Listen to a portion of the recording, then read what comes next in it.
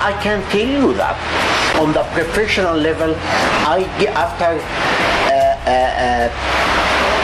4 or 6 years of communicating with Prime Minister Cartier, I gained the support of Dr. Shafiga Hodzic, Senior Policy Advisor in the Prime Minister's office, and I gained the support of the senior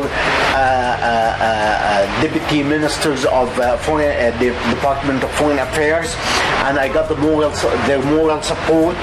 And unfortunately, we went into a trade mission to Egypt, where I saw the assistant, where I took my father to see how Canada is really treating its racial minority, how it is providing them with wealth of opportunities to grow, and unfortunately, my father noted that the Canadian government, the Canadian embassy, posted an offensive word, SOFAT Canada, which means the people who are not worthy of trust and respect, and he refused to go with me. However, I told him that the ambassador will be very happy to hear about that. When we went there, we met again with the press officer Walid Khouri, again, who is uncaring. He never greeted me or greeted my father, and who is a prominent lawyer in Egypt, and he was acting as a lawyer for Doomsday Studios and the A Picture Company, and Walid Khouri stated that the ambassador refused to meet with us, and refused even to send a thank you note for my father remarks. And my father and I left the embassy with bad taste in my mouth. And however, I wrote back to Ramona MacDonald wrote back to Mr. John McNeil, indicating that the Canadian ambassador is promoting our film as piracy in the Gulf. Plus, she lost our portfolios in the Canadian embassy in Kuwait, United Arab Emirates, and Egypt, and we sustained substantial amount of financial loss and potential earning of incomes. And I think the Prime Minister, it is totally unfair. The government is supporting trade and investment and supporting small business. However, the runaround that we got from the government at the moment shows that the government is living in contradiction. We get the runarounds. Ramona MacDonald has to close the A Picture Company because of massive financial loss,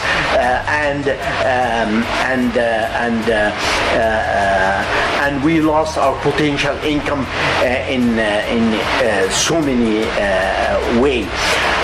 Prime Minister, I hope at least I can present you with some knowledge to show you that Prime Minister issues, and I appreciate if your government review the so many benefits that it can benefit from supporting morally and financially our film, the Silver Water Golden Sand, where the Canadian heritage, the minister, where my long-time friend Edward Heron wrote to the Minister of Canadian Heritage, and his assistant got wrote back saying that there is no culture treaties between those countries and Canada, and ask her for compensation about the loss of our portfolios and our potential income, and then she did not respond back. However, in my opinion, the Minister of Canadian Heritage has no business to comment on international treaties between Canada and the Arab world. I think there is a memorandum of understanding, 1988 memorandum of understanding between Canada and the United Arab Emirates, and I believe that Canada should have, had the film been made and the world shows that Canada portrayed the Arabs in a positive, constructive role model, they are going to have good relationship with Canada and the world. And we need Canada to become the leader and the peacemaker and having public diplomacy with us. And I wish you and Sophie and Canadians all the best.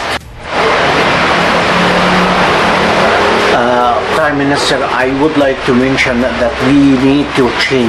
We need a change, but we need not to force change. We need the change to be gradually making, where we can see the values of diversity. Prime Minister Trudeau, as I said, while the government enacting the Multiculturalism Act, however, I explained how the government retreat from its commitment to the multiculturalism, Ministry of Multiculturalism, and reduce its portfolio and funding. The second thing is that in the same time the government issued the Canadian Official Act, Language Act, where it forced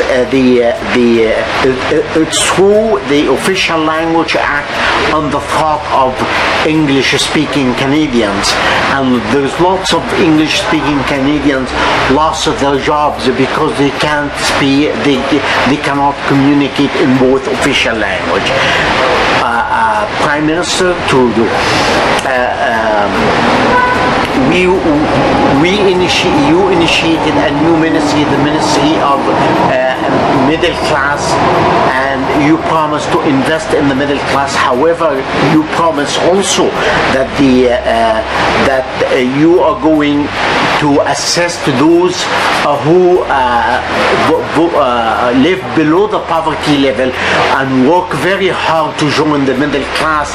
Your government is going to assist them, and this is how the government encourage trade and investment. Prime Minister, I have sent you references from I work closely with the Honorable Nathalie Durislier, who acknowledge my abilities to deal with complex issue and come with the root of the problem, root of the cause of the problem. I also work with the Honorable Mayor Mona Fortier, who championed the cause of anti-racism and diversity in Ottawa-Vanier and poverty reduction. We need to. Canadians are caring and compassionate, and we need to continue that to show that ordinary Canadians can achieve their dreams, and racial minorities, they have every right to dream and dream big, and the government should assist them in that regard. Prime Minister Trudeau, we would like your office to correct the injustice that exists in the system. The recent scandal shows that it's totally unfair to give just connected people to have access to public contracts and government funding, while companies, small company with a small budget, very small budget, never get even a travel expense under the auspices of the international trade, where there is resources available to culture products in the international trade. We have been deprived from funding for 20 years, Prime Minister Trudeau. We have been spending arms and a huge amount of funds in order to make it. We almost went bankrupt. Prime Minister Trudeau, I think morally it is not right. We expect you to correct the injustice that exists in the system, and I hope I have been waiting for a response from the Canadian ambassador to Egypt to lend us a support over there. However, for over the past 6 months, I have been waiting a response, and the ambassador never respond back. This is how Canadian small business treated abroad. Prime Minister Trudeau, I thank you, and I wish Canadians to have a prosperous future. And as I said, it's in order to fight the police brutality, we have to end the racial profile that exists, where indigenous people are drunk people, black people are drug dealers, Arab are irrationals, Muslims are terrorists. We need to break down the racial profile that exists within the police force, or even within the system. Prime Minister Trudeau, I used to train to inform a police force on the committee, on the Multicultural Advisory Committee, but how is it important to include cultural understanding to the suspect? Like, for example, I told them, if you meet one of the Arab suspects and he did not keep eye contact with you, with the police officer or arresting police officer, that does not mean that he is the offending party, rather than he is brought up in a repressive regimes where he has a fear from authority, and he can't keep in Canadian culture. Keeping eye contact means that you are confident, you are telling the truth, you are everything. But breaking down the eye contact is one of the major telltale signs that you are the offending party. We need to include culture in every aspect of our lives. We need to engage racial minorities in that. I would like to mention to you that racism exists in the public service. We have to note, it's worth note, the case of the Indian scientist Chief Chopra, who accused Health Canada by depriving him from promotion for almost 15 years. After so many hearings, from public hearings, the commissioner cited